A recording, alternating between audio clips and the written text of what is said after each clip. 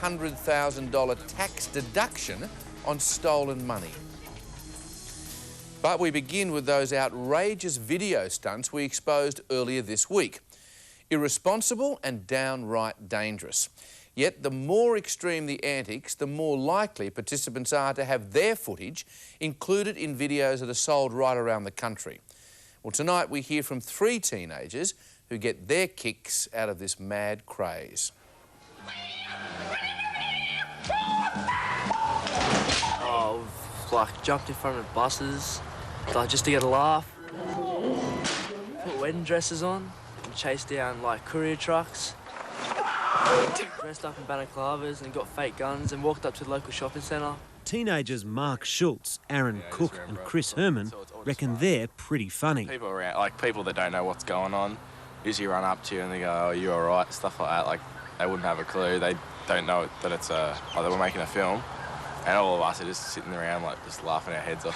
While they giggle, ordinary, caring Australians come to their rescue, only to be laughed at and scorned. Do you think what you're doing is clever?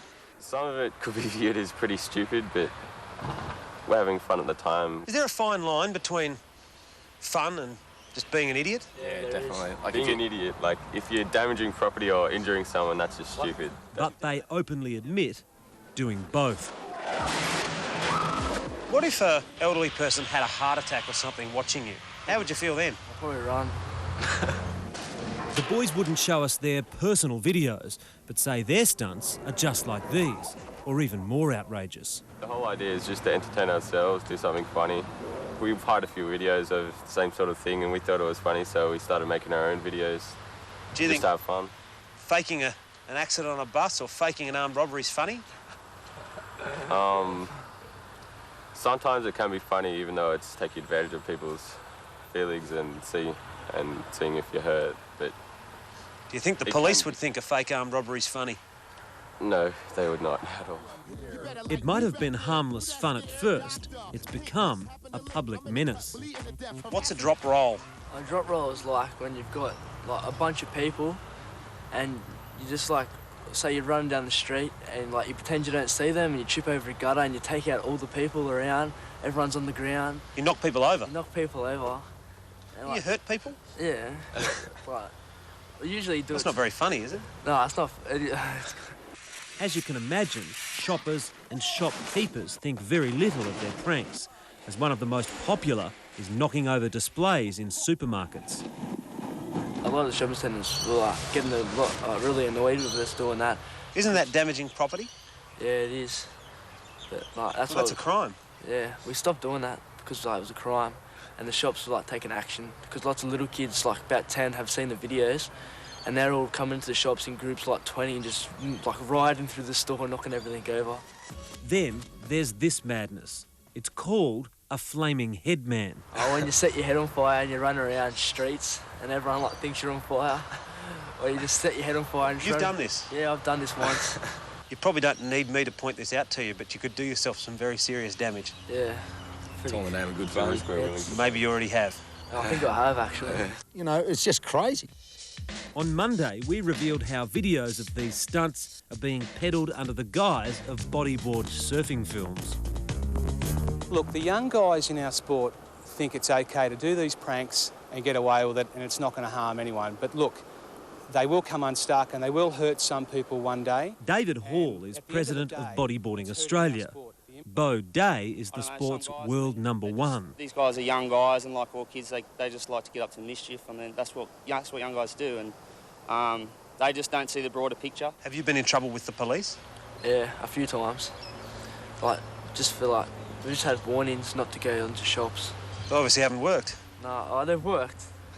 We haven't done it for a while now because like, we've had a few warnings that would have action against us. Their excuse is familiar. We do it because we're bored. Isn't it just showing off? Yeah, pretty much. It's pretty much showing off. And what do you want to do when and if you grow up? I want to join the police force. I want to be a policeman. Is that a joke? No, I'm serious. You get one conviction and there's no way you'll join the police force. That's what I've been thinking about that lately.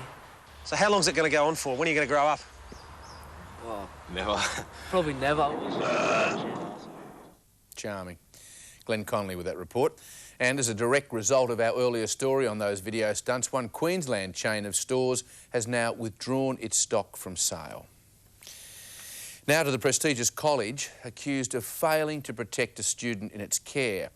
He was subjected to a reign of terror, bullying, constant harassment, even a brutal sexual assault. And he claims authorities knew what was going on, but simply turned a blind eye. People would frequently urinate on my door at night. Last year it happened over 35 times. On many occasions I was physically attacked by the residents of the college. I would get punched in the stomach and in the jaw. I'm horrified. David Frank is a lawyer with the firm Baker Johnson. I think it's one of the most outlandish, loutish, inappropriate behaviour at a university by students that I've ever come across. Alistair Waite is a 24-year-old medical student. He was both a resident and employee of the prestigious King's College, a Uniting Church-affiliated residential hall at the University of Queensland. The first things that happened included abuse being written on my door, verbal abuse being hurled at me around the college, particularly in the dining room. What sort of things did they call you? Get out of our college, faggot.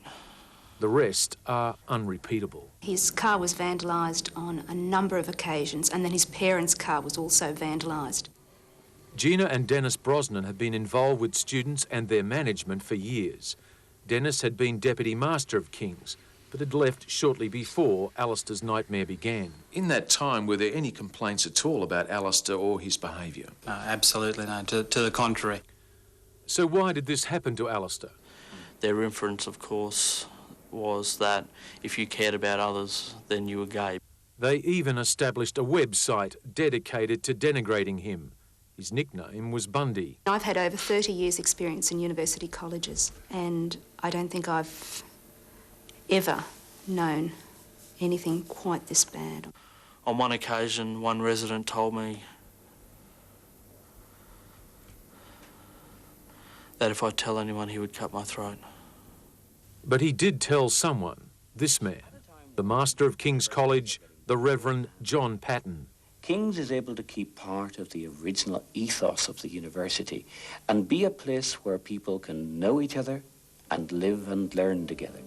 Behind all that we do is a spiritual dimension which helps our community to be caring to Kingsmen. From early 2000, I was speaking to Reverend John Patton 3 to 4 times a week. But this man of the cloth did nothing, even when the bullying and abuse happened right in front of him in the college cafeteria. I'm sure he heard what was said. And when those things were said, what was his response as the boss of the college? He continued on eating his meal. Alistair's tormentors even burnt an effigy of him in the college quadrangle. For a long time, he must have suffered incredibly. It's reprehensible. Absolutely reprehensible. Still, the college managers did nothing. Then one night, when Alistair went downstairs to get a snack, he was attacked by 5 drunken students. One of them grabbed my testicles and yelled, "I bet you like that, faggot." They then slammed me to the ground and pinned me to the ground. I tried to fight and get away. I wasn't strong enough. They kicked me in the stomach and they kicked me in the testicles for trying to get away. While I was pinned down, they removed the boxer shorts that I was wearing. Alistair was then sexually assaulted with a broken broom handle. Doing this, they were yelling, "Get out of our college, faggot. There's no one to protect you now." It's good to see you again. G'day, mate. How are you? He kept secret what had happened. He was so ashamed. Finally, though, he told his mum and dad, Heather and Neil, who were absolutely horrified. It's sick. Sick. Why did it happen in the first place? Why was it allowed to continue for that length of time with nobody doing anything? They wrote to the Queensland moderator of the Uniting Church, who in reply claimed that he didn't know anything about these events. But that's not true. I saw the moderator on a couple of occasions in 2000 and 2001, I suggested he investigate what was happening at King's College. Did he? To my knowledge, no. Heather wrote a second letter. She's received no reply, but perhaps the College Old Boys magazine reveals the real concern of college and church. The cost of this claim may run into hundreds of thousands of dollars. Our insurance policy apparently doesn't cover this. The legalistic side has taken over and the morality of the issue has been lost. And the humanity, the simple humanity of it is just gone. It's very disappointing, I think, when clergymen try and hide behind legal barriers. It's very disappointing. I can't understand it. Have they in fact failed in their duty of care to your son? Yes. Yes, totally. They've just failed to look after a student, and it could be a child of any one of your audience. They've yet to say I'm sorry for what has happened to you. Yet to tell me that what has happened is wrong. For over 2 years now I've been scared. People have made my life a misery. No one else should have to endure this. No one else should have to go through what I've gone through.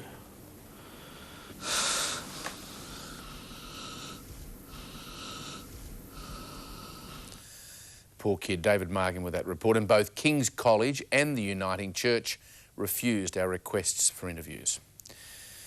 And now to the outrageous case of a heroin dealer who's been allowed a tax deduction of more than $200,000 for money stolen during a drug deal. Francesco La Rosa was first granted the extraordinary claim by the Administrative Appeals Tribunal. It found his $224,000 loss was directly connected with La Rosa carrying on the illegal business that earned him his income.